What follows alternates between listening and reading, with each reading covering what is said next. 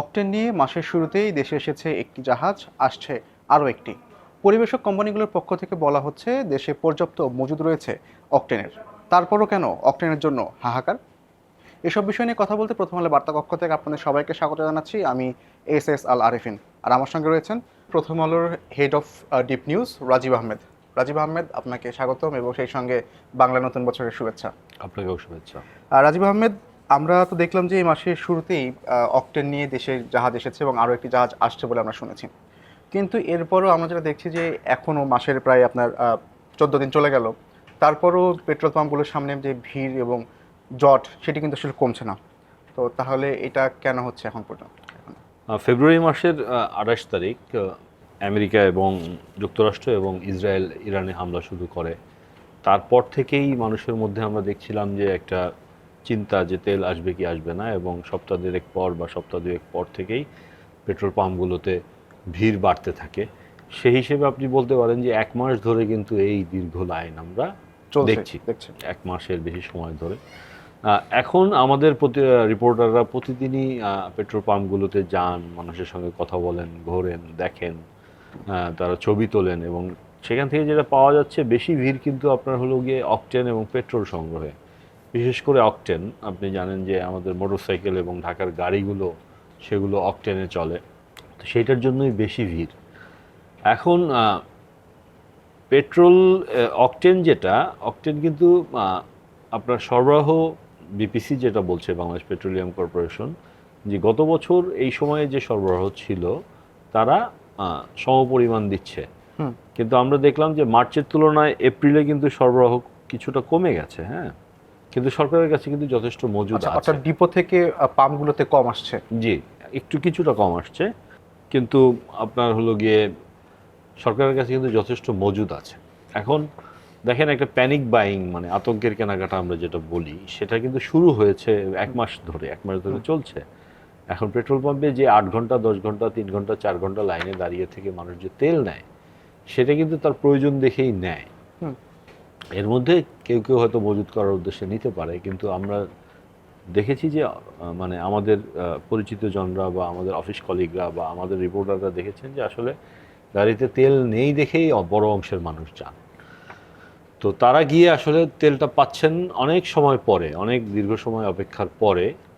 এটার কারণ হলো একদিকে প্যানিক বাইং, আর একদিকে হলো সরকারের সরবরাহ কিছুটা কমিয়ে দেওয়া। এখন যদি সরবরাহ কিছুটা বাড়তো, বাড়িয়ে দিত, অন্তত 1 সপ্তাহ যদি সরবরাহ বাড়িয়ে রাখা হতো, তাহলে কিন্তু এই প্যানিক পরিস্থিতিটা স্বাভাবিক হয়ে আসতো বলে আমি মনে হয়। আচ্ছা রাজীব আহমেদ, একদিকে তো অকটেন বাহী জাহাজ দেশে এসেছে, আবার আমরা জানি যে অকটেন দেশেই উৎপাদিত হচ্ছে হয়, তারপরেও কেন এই সংকট বা সরবরাহটা কম কেন? দেখেন, আমাদের অকটেন হলো গিয়ে গত বছরের হিসাব যদি আমরা বলি, যে গত বছর 4,15,000 টন অকটেন বিক্রি হয়েছে দেশে। হ্যাঁ, এই অকটেনের মধ্যে কিন্তু 50% হলো দেশে উৎপাদিত হয়েছে, 50% বিদেশ থেকে আমদানি করতে হয়েছে। দেশে কিভাবে উৎপাদিত হয়? আমাদের যে প্রাকৃতিক গ্যাস ক্ষেত্র আছে, খনি আছে, সেখান থেকে গ্যাসের উপজাত হিসেবে একটা এই কনডেনসেট, মানে যেটাকে গাদ বলা যায়, সেটা পাওয়া যায়। সেই কনডেনসেট শোধন করে আমাদের বেসরকারি প্রতিষ্ঠানগুলো জ্বালানি তেল যেটা অকটেন উৎপাদন করে। এটা 4টা ফ্যাক্টরি আছে। একটা হলো চট্টগ্রামের সুপার পেট্রোকেমিক্যাল লিমিটেড, আরেকটা হলো পার্টেক্স পেট্রো লিমিটেড, নরসিংদীর অ্যাকোয়া রিফাইনারি এবং বাগেরহাটের পেট্রোম্যাক্স রিফাইনারি। এরা কিন্তু বিপিসিকে নিয়মিত তেল সরবরাহ করে।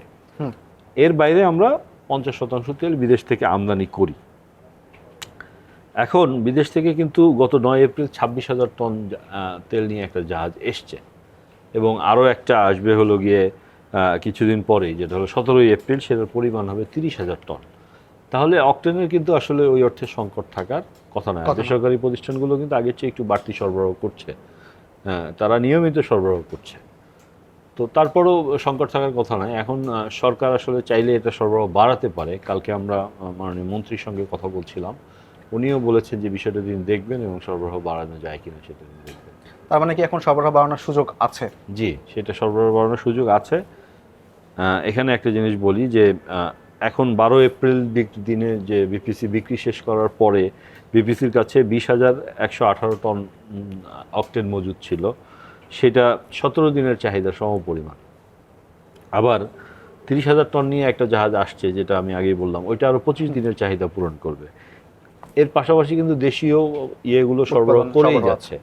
তার মানে আপনার কাছে কিন্তু একটা গ্রহণযোগ্য ভালো মজুদ আপনার সাপ্লাই আছে এবং মজুদ আছে এবং সাপ্লাইয়ের নিশ্চয়তা আছে। তো এই সময় তো বাড়ানোর সরবরাহ বাড়ানোর সুযোগ আছে। এটি কি সরকারের কোনো কৌশল কিনা, যেন পরবর্তীতে যদি যুদ্ধ দীর্ঘায়িত হয় তাহলে সেক্ষেত্রে যাতে কোনো ঝামেলায় পড়তে না হয় বা সংকটে পড়তে না হয় সেই কারণে? না, দেখেন, যুদ্ধ দীর্ঘায়িত হয় কিনা এই চিন্তাটা থাকা স্বাভাবিক, কিন্তু আমরা দেখলাম যে যুদ্ধটা তো একটা যুদ্ধবিরতি চলছে। যুদ্ধবিরতিতে গেল, এবং যুদ্ধবিরতিটা যতটা না ইরানের আগ্রহে, তার চেয়ে কিন্তু ইসরায়েল এবং মার্কিনের যুক্তরাষ্ট্রের আগ্রহে। তো যারা হামলাকারী তারা যখন আগ্রহ করে যুদ্ধবিরতির চেষ্টাটা করে, এটা কিন্তু মার্কিন প্রশাসন স্বীকার না করলেও ওদের পত্রপত্রিকাই বলছে যে আসলে বেশি আগ্রহ ছিল আমেরিকার, এবং তারা পাকিস্তানকে বলেছে যে এটা নেগোশিয়েট করতে, এবং সেটার ফলশ্রুতিতে নেগোসিয়েশনটা হলো। তো এই যুদ্ধ আবার নতুন করে শুরু হয়ে পরিস্থিতি খারাপ হওয়ার আশঙ্কা অতটা করা যায় কি না, সেটা একটা প্রশ্ন। রাজীব আহমেদ, আমরা দেখলাম জাস্ট মাত্র দুদিন আগে ইসলামাবাদে যুক্তরাষ্ট্র ইরানের যে বৈঠক ছিল আলোচনা, সেখান থেকে তারা আসলে বলা হচ্ছে যে সেই বৈঠক পুরোটা ভেস্তে গেছে। তো সেই আলোচনা এখন কি অবস্থায় আছে?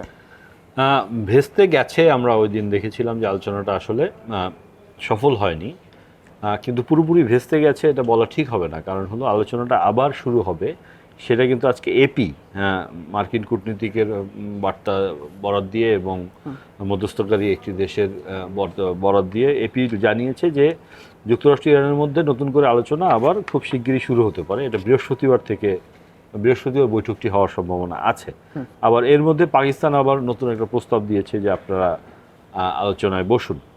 এপি রিপোর্টে বলা হয়েছে যে মার্কিন কর্মকর্তারা এবং ইরানের কর্মকর্তারা বলছে যে দুই পক্ষই আলোচনা করে আলোচনার ব্যাপারে নীতিগতভাবে একমত, তবে বৈঠকের স্থান এখনও চূড়ান্ত হয়নি।